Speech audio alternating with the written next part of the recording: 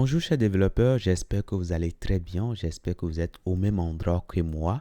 Donc si c'est le cas, alors bravo à vous, bravo pour le travail que vous avez abattu jusque-là. Vous avez les corrections, en tout cas pour ceux qui ont peut-être un peu de difficulté, hein, ça peut arriver. Hein. Donc regardez dans les corrections, normalement, si vous êtes au même niveau que moi comme ça, ça veut dire que là, déjà, chapeau à vous, on va pouvoir continuer. Donc ce que vous allez remarquer, c'est que je mets beaucoup l'accent sur la structuration. Ce qui sera utilisé presque partout dans l'application, ben, je les regroupe ici hein, au niveau de app. Comme ça, quel que soit l'endroit où je vais me retrouver, ben, je pourrai l'utiliser. Ok. Donc, l'importance quand vous avez des projets aussi robustes, c'est de mettre l'accent surtout sur la structuration. Ok.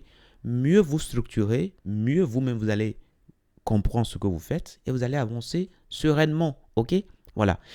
Et ce fichier-là, ben, qu'est-ce qu'on fait? Ben, on le met totalement en RAW, ce qui veut dire que ben, ce qui est défini dedans, comme nous avons défini des informations qui sont utilisables partout, ben, on va pouvoir, enfin, on le met en RAW et après, ben, on va pouvoir utiliser ces informations-là partout. OK? Voilà. Maintenant, on ne le met pas totalement en RAW parce que ici, on a besoin également des informations de la carte et les informations de la carte doivent être fournies premièrement avant nos scripts. Donc là, c'est bon. On a la carte qui s'affiche correctement avec les marqueurs. Maintenant, lorsqu'on clique sur un élément, bah, il faut qu'on ouvre un pop-up. Donc, on revient ici au niveau de la documentation. La documentation est assez bien faite. Hein. Donc, on était à quel niveau? Ben, on était ici. Hein. On a vu comment créer un marqueur. C'est bon, c'est parfait. On continue. Alors ça, c'est si vous voulez créer un cercle ou bien vous voulez créer un polygone, etc. Pour l'instant, ces choses-là ne nous intéressent pas, mais c'est quand même, ça peut vous intéresser. Vous pouvez voir, hein, voilà, si vous avez besoin de ça. Après, demain ou après-demain, vous pouvez savoir, vous pouvez trouver là où ça se trouve et l'utiliser. Ici, c'est lorsqu'on veut créer un pop-up. OK? Donc, on prend le marqueur qui est créé et on lui associe directement, on met bind pop-up et on met le message qui sera affiché sur le pop-up. Et on peut utiliser open pop-up hein, si on veut l'ouvrir. OK? Voilà. Donc, qu'est-ce qu'on va faire ici? Ben, si vous voulez, je reviens ici. Alors, si vous voulez, je vais simplement copier ça. OK? Puisque c'est la base, hein, c'est le socle. Je copie ça et je viens ici.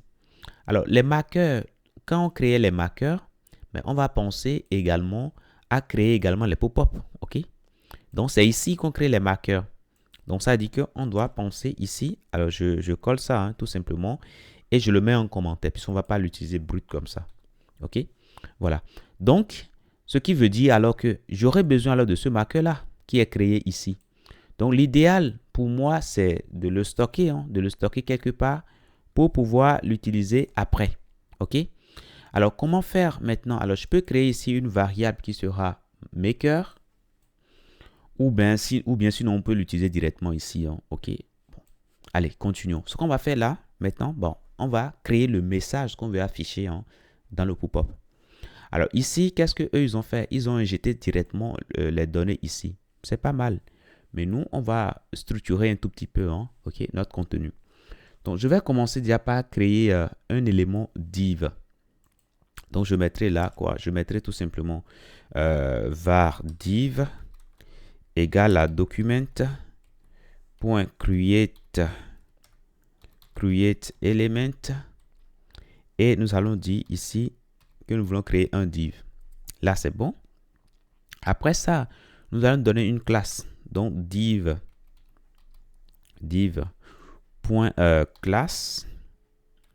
Alors, pourquoi lui donner une classe? Parce que on aura peut-être envie après de manipuler notre élément en CSS. Hein.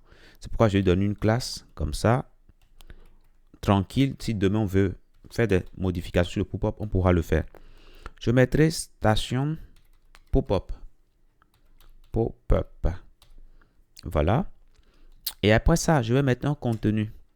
Donc, div.inner HTML. Et là, je vais ouvrir ici. Hein.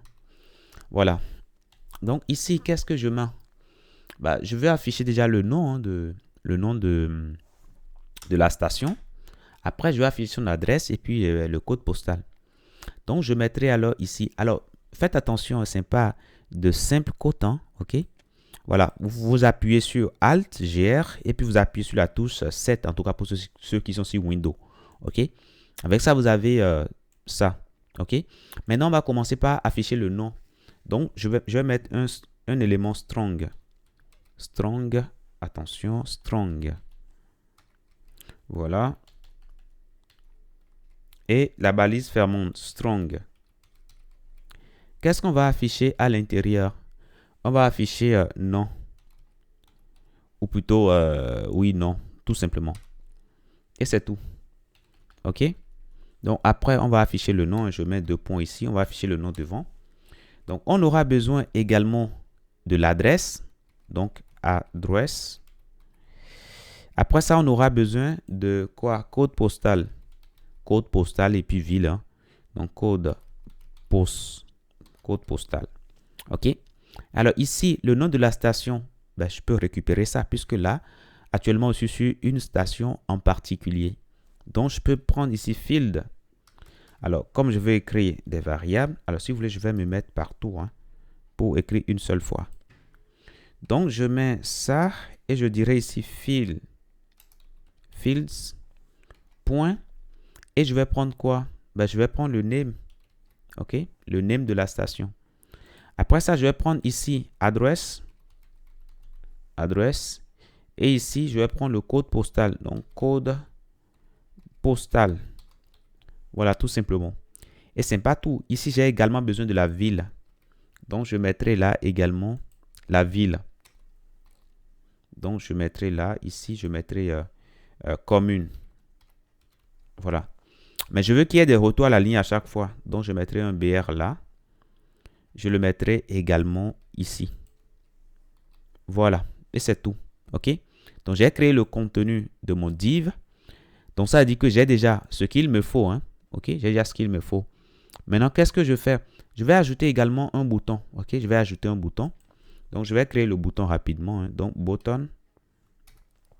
Alors, je peux créer le bouton directement ici. Hein? Ce sera plus simple comme ça. Je prends là et là. Button. Donc, c'est le bouton sur lequel on va écrire en savoir plus. OK? Donc, je prends ici button. Et je vais ajouter du contenu. Donc, inner HTML. Je mettrai quoi? Je mettrai tout simplement en savoir plus. Entre côtes. Hein. Alors là, je mets de simples côtes parce que j'en ai pas tellement. J'ai pas besoin vraiment de ces côtes-là. J'ai pas besoin. Je ne veux pas écrire des variables à l'intérieur. Je ne veux pas utiliser des variables à l'intérieur. Donc, du coup, je peux mettre de simples côtes simplement. Donc, en savoir plus. Là, c'est bon. Maintenant, on peut donner une classe à notre bouton. Hein. OK? Donc, button.class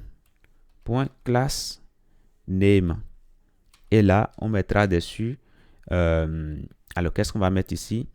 BT about station. Voilà, tout simplement. Le bouton, on va l'ajouter à l'élément div hein, qui est déjà créé. Donc, div.append child. OK. Et là, qu'est-ce qu'on va mettre? On va mettre button. Tout simplement. Là, c'est bon. Après ça, qu'est-ce qu'on va faire maintenant? Ben, l'élément qu'on a ici, ce div-là, ben, on va l'ajouter. Hein. On va l'ajouter sous forme comme un pop-up. OK? Donc, mon map que j'ai ici, permettez-moi, je vais couper et ramener ça en dessous ici. Et donc, je vais mettre alors point bind. Alors, point bind. Bind. Pop-up. Pop-up. Voilà. Donc, en gros, ce marqueur qu'on a là, OK, c'est le même qu'on a ici. OK, on a créé ici un marqueur. Donc là, on prend le marqueur et puis on fait là bind pop-up. À l'intérieur, ici, on va dire que on veut ajouter ce div là. Et c'est tout. OK, c'est tout. Alors, nous, on ne veut pas l'ouvrir. Donc, ça veut dire qu'on ne va pas mettre ici open pop-up. Non, on ne va pas l'ouvrir par défaut. Non, c'est quand on va cliquer qu'on va l'ouvrir. Donc, pour l'instant, c'est bon. Si je reviens ici au niveau du site, je viens là. Quand je clique sur un élément, voilà, je vois bien le marqueur, je vois les informations. OK? Donc, après, en CSS, je peux styler un peu tout ça. Hein, OK? Voilà. Donc là, je vois bien les informations chaque fois que je clique sur un élément. Mais c'est parfait. Ou bien, là, c'est cool comme ça. Hein. Le bouton, parfois, ça vient se mettre à côté. Moi, je ne veux pas du tout cela. Hein. Donc, à la fin, ici, ben, je mettrai également un BR. OK? Un BR, tout simplement. Ce qui veut dire que dans tous les cas, ben, le bouton viendra rester sur une ligne spécifique. Donc là, c'est bon pour ça. Maintenant, dans la prochaine partie, nous allons styler un peu tout ça. Hein. On va styler un peu les marqueurs. Je vous dis merci d'avoir suivi cette partie et à tout de suite dans la prochaine.